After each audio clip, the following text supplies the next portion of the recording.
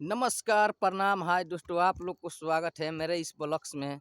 और हम अभी एक गाना गाने जा रहे हैं जिस गाना का नाम है कि अपन आदत लगाई के गेलही, कि अरे अपन आदत लगाई के गेलही कुछ नहीं भाव, कि अपन आदत लगाई के गेलही कुछ नहीं भाव। आ सोनावा रे फोनवा भातरा तोर उठाव, सोनावा रे फोनवा भातरा तोर उठाव। अरे पूछो तो नहीं बात बिना पूछले उ गरियाव। अरे पूछो तो नहीं बात बिना पूछले उ गरियाव।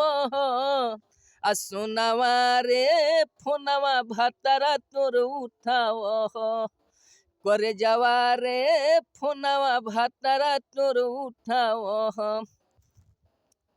अरे तू तो लो गईले हमके प्यार के अदतिया रे, आ तोरा बिना पगली कैसे रही तोर संगतिया रे।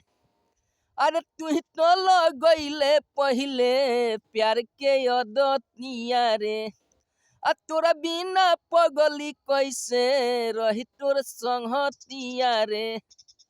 अरे दिलवा हमार मानत नइखे, अरे मनवा हमार मानत नइखे, दिलवा तोहके बोलाव। अरे मनवा हमार मानत नइखे, आ दिलवा तोहके बोलाव।